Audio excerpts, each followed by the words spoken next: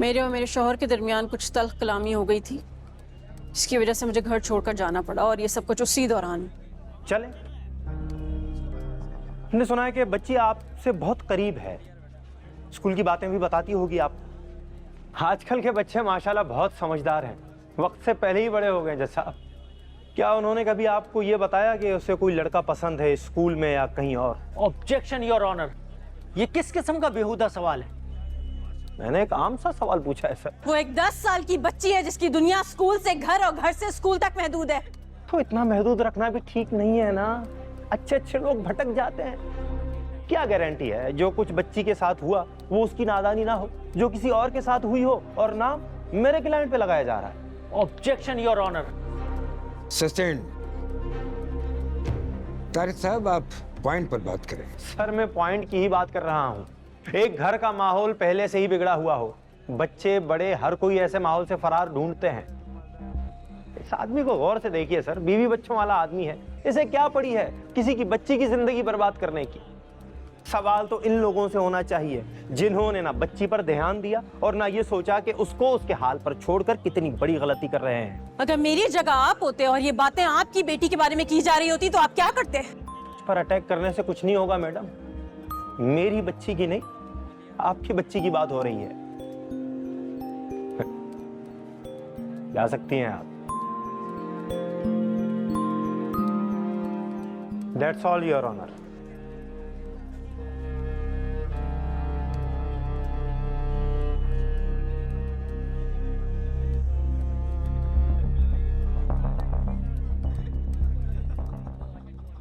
जी असफर साहिब, तो आप शुरू दिन से ही इस केस में इन्वॉल्व्ड हैं और वलीद को भी आप ही ने अरेस्ट किया?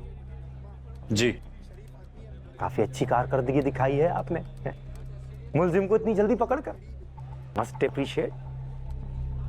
एक बात बताइए मुझे, जब शहरियार साहब आपके पास आए थे वो बच्ची का मेडिकल करवा चुके थे? जहां तक मुझे याद है ये पहले आए थे, लेकिन उस वक्त तक प्रोसीजर स्टार्ट नहीं हुआ था।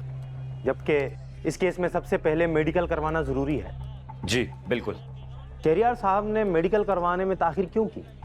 या वो खुद ही नहीं चाहते थे कि कोई एविडेंस मिले और वो महज एक आदमी को फंसाकर हम सबका वक्त बर्बाद करें? इस बारे में मैं कुछ नहीं जानता। आपकी क्या राय है शहरियार साहब के बारे में?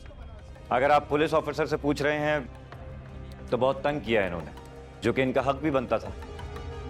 काफी तकरार रहती थी इनसे, लेकिन अगर बाप की हैसियत से जवाब दूं तो रोज यही दुआ करता था कि जिस अजियत से ये गुजर रहे हैं इस अजियत से कोई ना गुजरे।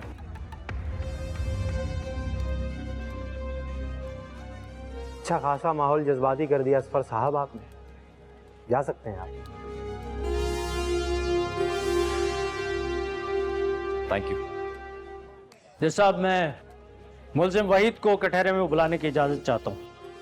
इजाजत है।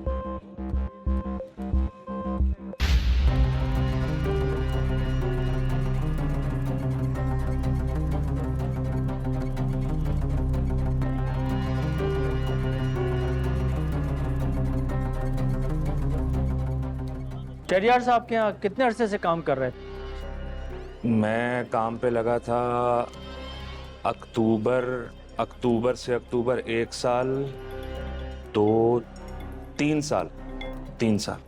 खाना वाना वक्त पे देते थे? ख्याल रखते थे तुम्हारा या बहुत जालिम थे? नहीं, शहरियार सर तो बहुत अच्छे थे, लेकिन जब से मैडम आई थी उस घर में तो वो बहुत बदल गए थे। तो ऐसी क्या मजबूरी थी कि तुम्हें डकैती करना पड़ी? सर वो मुझसे गलती हो गई, मुझसे बहुत बड़ी गलती हो गई सर। वो सर मेरे घर के हालात बहुत खराब हो गए थे,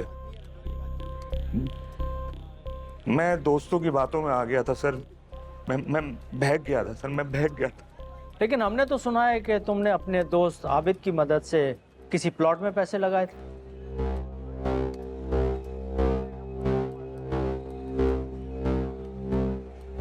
जज साहब, ये प्लॉट के कागजात।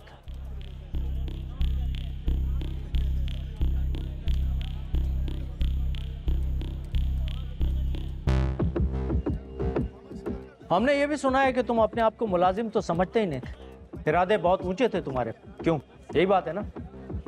नहीं सर, ऐसी कोई बात नहीं है सर। मैं बहुत सीधा साधा आदमी हूँ, मैं सीधी बात करता हूँ। हाँ, एक दो बार मैंने मैडम को जवाब दे दिया था, लेकिन मैंने उनसे कोई बदतमीजी नहीं की थी, मैंने आराम से ही जवाब दिया था। अगर पता नहीं क्यों उसके बाद से वो मुझसे चिढ़ने लग गई थी। शहरियार सर को भी वो मेरे खिलाफ भड़काती थी। फिर 17 अक्टूबर जब तुम मुनीबा को स्कूल से घर लेकर आए थे तो शहरियार साहब की वालदा ने खुद अपने कानों से सुना था कि तुम बच्ची को डरा धमका रहे थे और उसकी हालत बहुत खराब थी। जज साहब, मरने वालों की गवाही तक बात पहुंच गई है। अल्लाह ही हाफिज है अदालत का। Let me finish please. जज साहब,